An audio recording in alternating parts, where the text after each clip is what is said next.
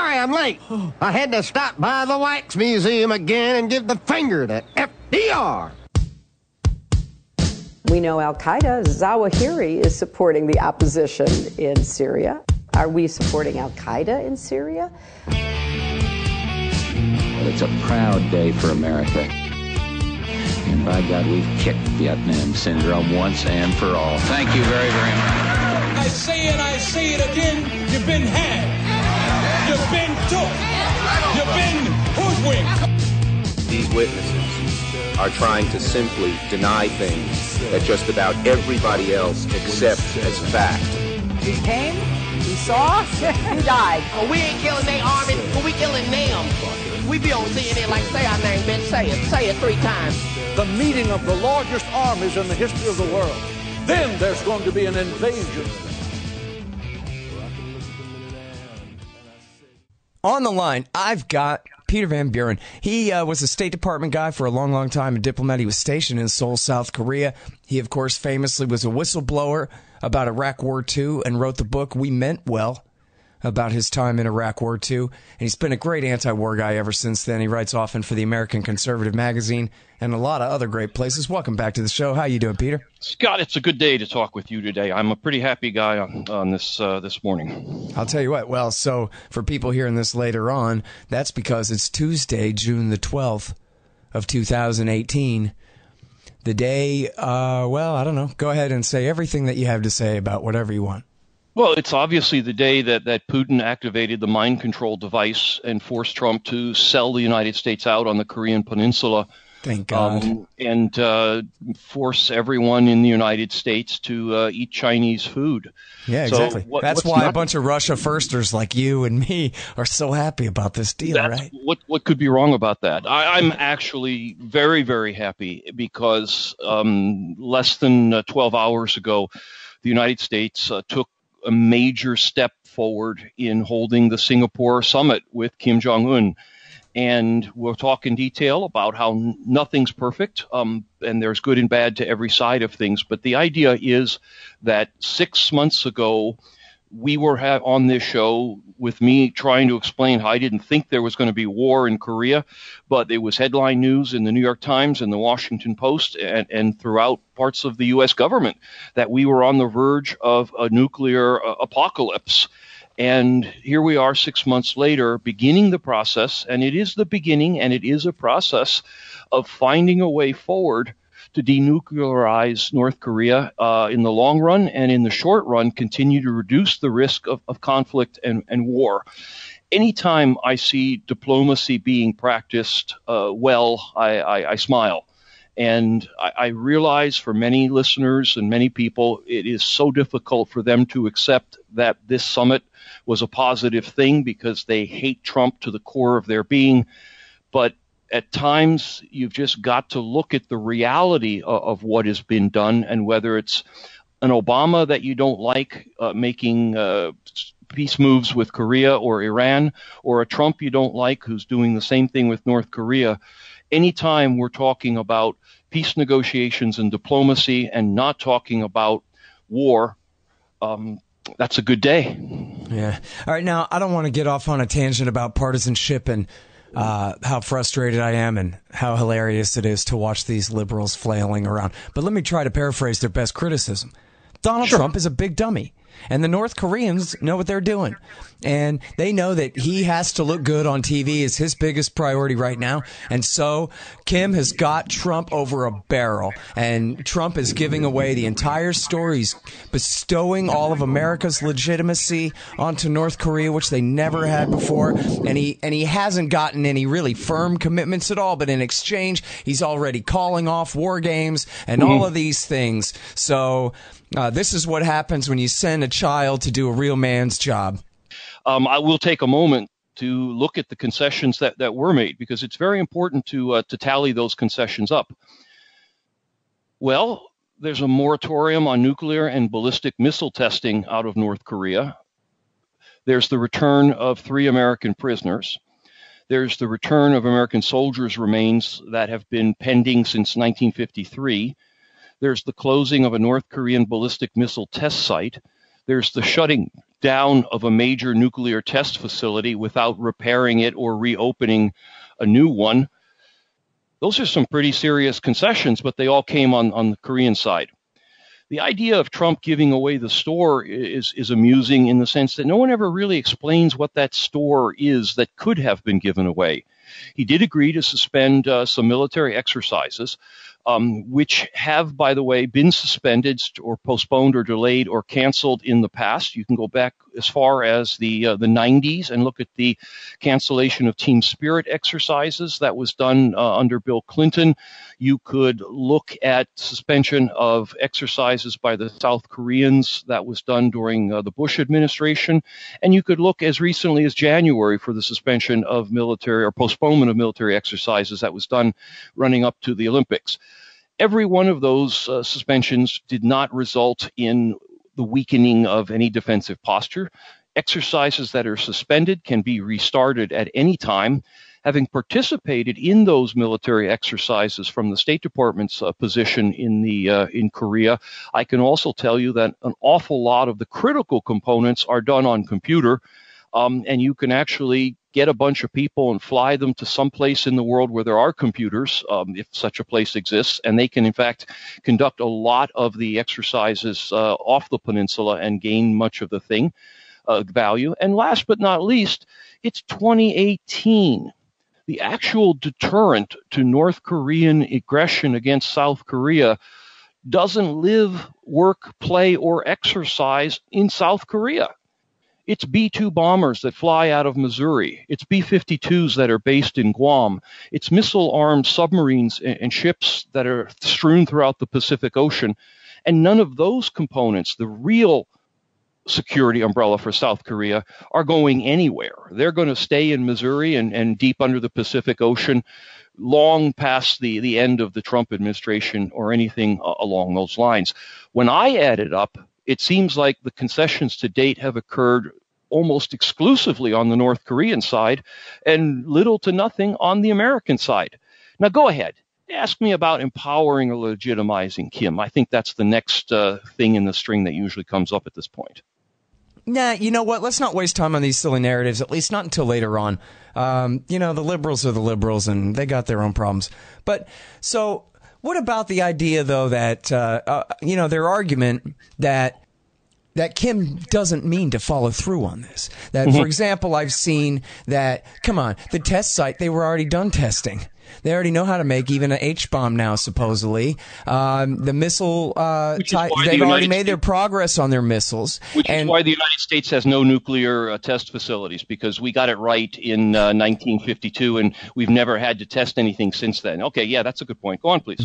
And then also just that, we can talk about the legitimacy, because maybe that's not a completely hollow argument. It just seems so silly to me. I know you're going to dismiss it with such contempt, but I guess that is part of it if you want to add it all up and pretend like it's a little bit substantive with the rest of this. But the basic point, I think, really being, Peter, right, that Kim is the most brutal, evil, domestic dictator, and therefore, what his foreign policy is. Lie and deceive and trick and backstab, and that you're a damn fool, Peter Van Buren and Donald Trump, for thinking that this guy ever really means to follow through with denuclearization. He's just taking you for a ride.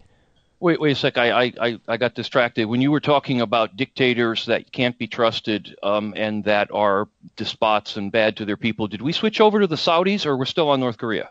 Oh, well, yeah, no, that's a different discussion. Oh, shoot. Okay. Yeah, it is a different discussion. But, this is, in fact, what they've said word for word about Joseph Stalin, about Saddam Hussein, about whoever they want to target. They go, look, the fact that he's a psychopathic murderer is proof that there's no point in dealing with him. So... Sure. And I'm certainly not on Kim's fan club team. I don't doubt that he is a lousy human being, and I also don't doubt that that's totally irrelevant to the way that international relations work. You make peace with the people you're at war with. You have to negotiate these type of things with your adversaries, not with your friends. And so you get down in the mud with some of the worst scumbags on planet Earth, in order to achieve America's policy goals, which may in fact include lessening of tensions or peace. If the only standard was you got to be a nice guy before we negotiate with you, then that would eliminate the need for an awful lot of our embassies around the world in a lot of countries throughout the old Soviet Union, Africa, places like that, where there are some pretty scummy guys still in charge who are our quote-unquote friends. Well, now, and polite people aren't supposed to point out that America is the greatest purveyor of violence on the face of the earth. Yeah, think about Kim Jong-un having to answer his critics. Why are you sitting down with the Americans? Who the hell can trust them? It's kind of funny that the irony there is that the thing that we're terrified about North Korea is the thing we demand they accept from us. In other words, we're terrified that they have nuclear weapons, but we demand that they accept the fact that we do. So there's some ironies here that deserve a beer and a discussion. But I want to go back to the idea of Kim is simply going to cheat, and that's where this is going to end. And, of course, it's impossible to argue with someone who's predicting the future. My prediction of the future is no more valid than anyone else's. If you want to look back at the events of the past, you're certainly, first thing you're doing is you're not talking about Kim Jong-un. You're talking about his father and really just his father. His grandfather didn't really make too many treaties that he had the renege on. But you're really talking about his father, a different person in a different time, in a different place, in a different global setting, dealing with a different set of American presidents. But fine, we'll say that Kim the son has inherited some of the traits from his dad. But there's other things that are actually different now that suggest that we're in a different environment.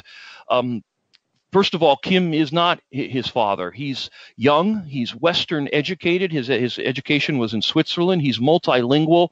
He speaks French. He speaks English, obviously Korean.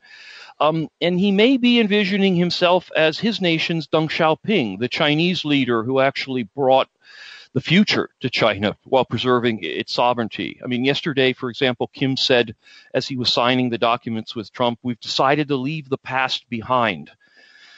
It's hard to parse out of the American media, but if you're willing to read in translation the French, the British media, or some of the Asian medias, you find that there's a lot going on in Pyongyang. There is a consumerist middle class that is emerging there. I read that in Forbes magazine, never mind some left-wing rag, that are actually living in a parallel semi-market economy that is fueled by black market dollars, Chinese currency, access to foreign media.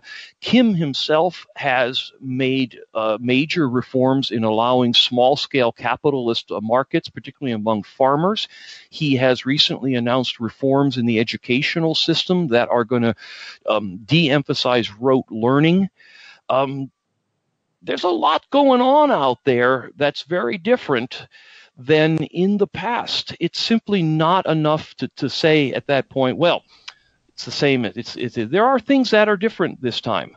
There's differences on the American side as well. Donald Trump, and we will focus on Donald Trump in this very specific situation. We can have a much longer discussion about his goods and bads in other places. But Trump has, for the first time, established to the North Koreans that he is willing to break the rules, the playbook, on how to deal with them. And that alone is worth something in terms of saying, well, we're willing to step out of line to help you, and maybe you'll be willing to do the same. But one of the critical differences this time, as opposed to in the past, is the presence of the South Korean president, Moon Jae-in. The American media has basically written him out of the story. But if you look at what's gone on in the last couple of months, he's been at the center of everything. He's been the prime mover behind the notion of this summit at all. He's the one who has convinced Washington that North Korea is a top-down system, and you've got to deal with it that way. His April meeting with Kim Jong-un established the basics of what they talked about yesterday in Singapore. You know, when on May 24th, when Trump decided to cancel this meeting for whatever, Moon did shuttle diplomacy between Washington and Panmunjom and got the whole thing going again. He is the deal maker here. He is the vehicle to solve problems in this relationship going forward that never, ever existed before. He's an advisor to Kim. He's an advisor to Trump. He's a honest broker in this. He's the guy that's going to help keep this on track, and that guy has never been present in this relationship or in previous negotiations ever before. So anybody that says, well, it's all the same and nothing's changed and what the North Koreans did before is what the North Koreans are going to do again, in order for that to be true, everything I've just said has to be not true. Yeah. Check out ScottHorton.org. We've been having some server problems, but otherwise, ScottHorton.org is a great-looking new website, as you can tell. And if you want a good 2018 model website for your business or for whatever you're doing, your opinions, check out expanddesigns.com, the great Harley Abbott over there. And if you go to expanddesigns.com/Scott, you'll save $500.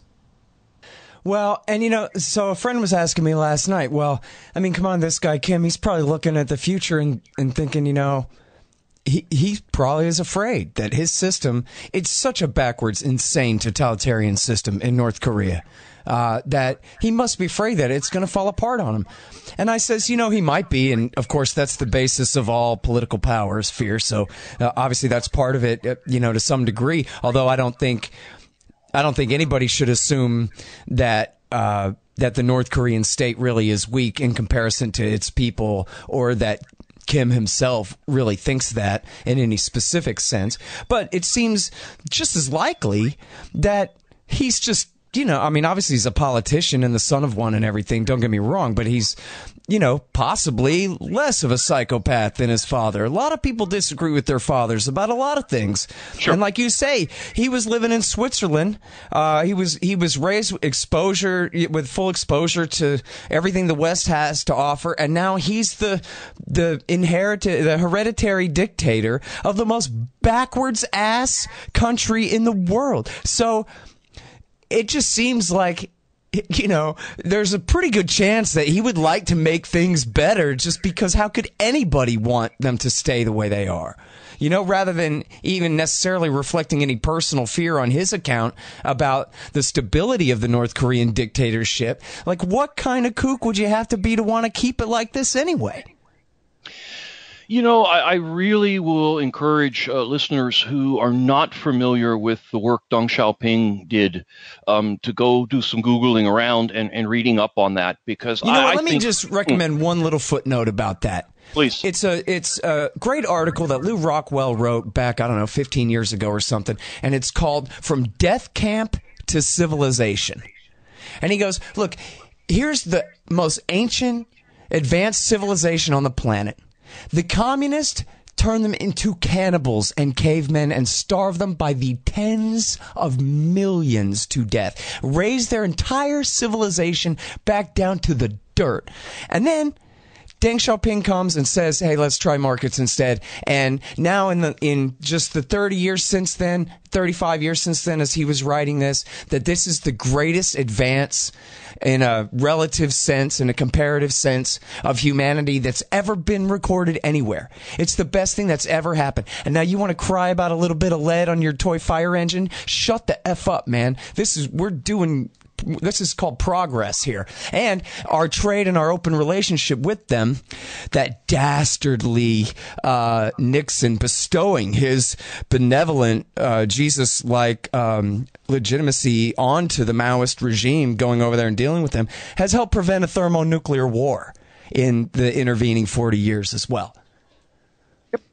And that's as simple as that. I mean, that summarizes the whole idea that anyone who is criticizing what happened in Singapore is implicitly endorsing the opposite, which is we shouldn't be talking to the North Koreans and we should be gearing up for war, because that, in the end of the day, when we push things all the way out to the end of the night, that's the alternative to diplomacy, is either doing nothing and hoping, and hope is not a good strategy in international relations, particularly with nuclear weapons, or going to war. I want to return to the Deng Xiaoping thing, because I think if more people were familiar with that bit of history from, we got to go all the way back into the 70s, the Jimmy Carter era, I think they would have a clear roadmap of where Kim Jong-un may be going. Because if I had the opportunity to poke around Kim's bedroom, one of the things I think I would find would be a biography or history of Deng Xiaoping on his nightstand. Deng Xiaoping did a lot of good things and bad things, like everybody, but the critical thing that he did was he found a way to open China to the world, to allow, at that time, what was a limited amount of capitalism, a more creative society, a more open society, while preserving China's sovereignty and while preserving China's unique place in a superpower world.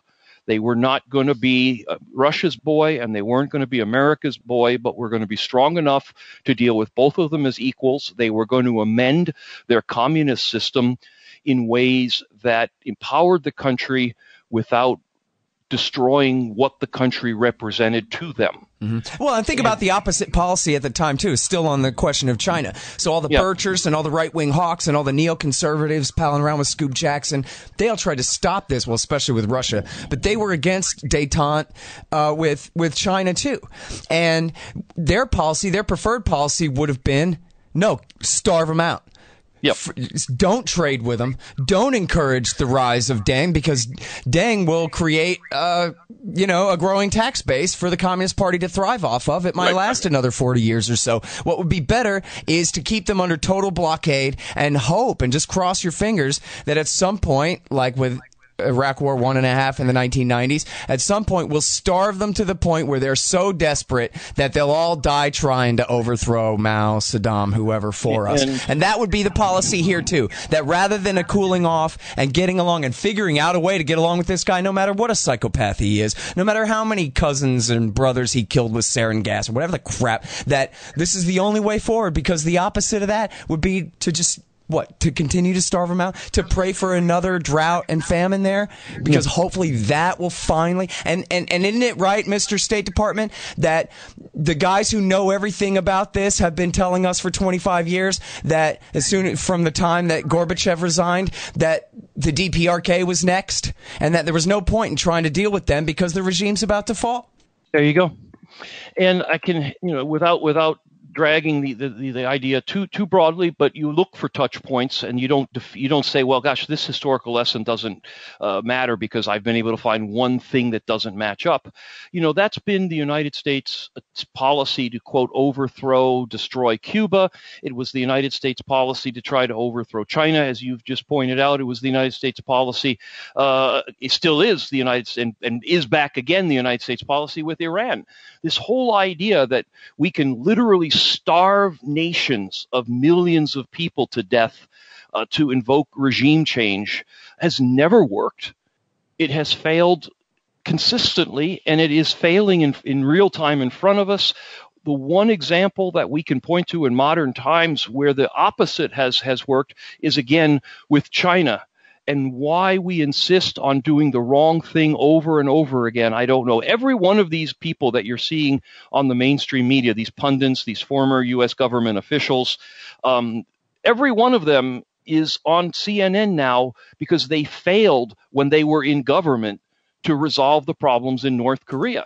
If they had been successful when they were in power and in government, we wouldn't have a Singapore summit. They'd still be working for the U.S. government instead of embarrassing themselves on CNN and Maddow, telling everyone that Trump making peace is the worst possible thing that could have happened. Yeah. I was really, I've been very disappointed. I mean, never mind the Jake Tappers of the world and all these bad guys, but there have been people who, like Robert Kelly, who heroically debunked lies about the Parchin test chamber in Iran, who has debunked lies about the Syrian attack on the fake, not even Syrian reactor in 2006. Did I say the Israeli? I meant to say the Israeli attack on the Syrian, supposed reactor. Fake. No, they're admitting it. They're admitting it now. Yeah. Well, and the Israelis, wait, who's admitting which part? The Israelis admitted they blew up the reactor. Oh, yeah, but it wasn't a reactor. That was the point. It never was a reactor in the damn first place. But anyway, so here's a guy, I'm just saying, here's a guy who's been not just good, but heroic and has been a very important source for us in the past of doing the right thing with just such a negative attitude about how this is supposed to play out. And, Christopher Hill, who, if there was one guy who ever accomplished a thing, I don't know anything about the guy personally, if there was one guy who ever accomplished a thing in the State Department of the Bush administration, it was when Christopher Hill and Condoleezza Rice cornered George Bush on a Friday afternoon. As Ray McGovern points out, they got him at like 5:30 on a Friday when Cheney was out of town threatening Iran, and they said, please let us go to Korea. And they let Chris Hill go to Korea, and he started making real progress. They turned off the Yongbyon reactor, the heavy water reactor, and they started making real progress, and then Bush himself came and ruined it a couple of months later by putting them back on the terrorist list. Because that was what Israel wanted, probably, whatever crap. But so here's Christopher Hill as a guy who had, if these other idiots had stayed out of his way and let him do his job, he could have had a pretty damn good deal back then. And then I see him raining all over this parade instead of saying, hey, man, there's a real basis for a possibility for a deal that'll satisfy everyone here. Come on. What the hell is with that anyway? Because that's not just simple partisanship. I mean, I know never Trump and blah, blah, blah, but still, it seems like people who really ought to know better have just such the worst attitude about this. I would hope it's really only partisanship, that they're really not that this stupid. Because if it's only partisanship, then at least I understand why people who, so in some cases, I personally have worked with and know to be intelligent are saying ridiculously stupid things. I hope they're just doing that because CNN or Maddow or somebody is paying them a consulting fee, and a producer has told them, hey, I want you to take this position so Rachel can talk with you about it. I hope it's just that. I hope that they really aren't as dumb as they sound when they say, well, we're betraying our South Korean allies because we're going to delay or postpone or even cancel a military exercise. I hope they're not as dumb as saying that, wow, the United States has magic fairy dust it can sprinkle on world leaders to turn them illegitimate to legitimate overnight. A magic handshake from Donald Trump apparently has that power. Who knew? Yeah. I hope they're not that dumb. I saw some funny tweets along those lines where it's, they do the bait and switch with the different people. So Donald Trump, who is the lowest scum in the history of the world, according to these people, he doesn't bestow Donald Trump's benevolent legitimacy on Kim by meeting with him. He gives Kim all the legitimacy of the red, white, and blue and the bald eagle and the American flag and every man who ever died for freedom. And so, wow, how undeserving is Kim of that? But of course, they don't say of Korea.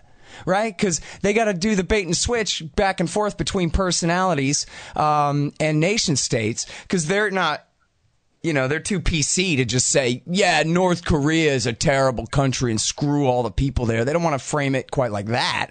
But it's not Trump. It's America's legitimacy, but it's not being bestowed on Korea, which, as Ben Norton was pointing out on Twitter this morning, has existed as a nation state and a member of the United Nations since 1950, whatever, and all of this whole time exactly. Anyway. The other interesting thing about all that, and while yes, there is some difference between what CNN called last night the acting U.S. president himself, we can't ignore the reality that Madeleine Albright, as Secretary of State, went to North Korea and took a whole group, Wendy Sherman and the whole gang, with her. We can't ignore the fact that as ex-president, both Bill Clinton and Jimmy Carter went to North Korea.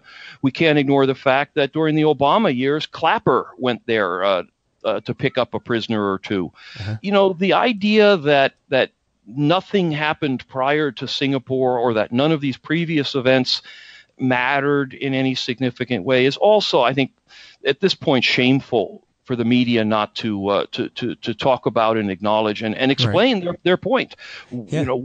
I mean, they can make it, they could spin it as a pro-Democrat thing, which they like. Bill Clinton had a pretty damn good deal. Credit to Jimmy Carter and to Madeleine Albright. It was Dick Cheney and John Bolton who ruined the agreed framework and got us into this mess in the first place. Yeah, and that also is a fun little rejoinder to the people who talk about, well, the North is certainly going to cheat. We want to take a look back at what the U.S. did to the relationship between America and North Korea back in, I think, when did they declare the axis of evil? You know, George Bush shit-canned all the Clinton era progress the day he took office and basically said we're going to do nothing. And then he finally sealed the non-deal by throwing North Korea into the axis of evil pointlessly alongside Iran and Iraq. I don't think anybody really understood that. The North Koreans certainly don't quite figure where they fall into that group. Right. But the idea would be that in that case, the deal was broken not by North Korean nefariousness, but by American nefariousness. So it's really, really, really, really time to get some reality into this process. I'm disappointed not to see it out of our media. I would hope that there will be other sources that will emerge that we can look to. I've got a column in editing at Reuters right now that I hope will make some of these similar points, and I'll share that on my blog and other places as well. Great.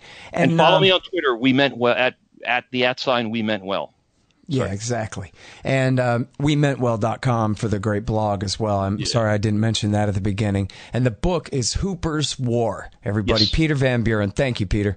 Scott, always a pleasure, and there's going to be a lot more to talk about. Let's keep in touch on this one. Absolutely will. Thanks again. All right, you guys, and that's the show. You know me, scotthorton.org, youtube.com/Scott Horton Show, libertarianinstitute.org, and buy my book, and it's now available in audiobook as well, Fool's Errand, Time to End the War in Afghanistan. Hey, it's endorsed by Ron Paul and Daniel Ellsberg and Stephen Walt and Peter Van Buren and Matthew Ho and Daniel Davis and Anand Gopal and Patrick Coburn and Eric Margulies. You'll like it. Fool's Errand, Time to End the War in Afghanistan. And follow me on Twitter at Scott Horton Show. Thanks, guys.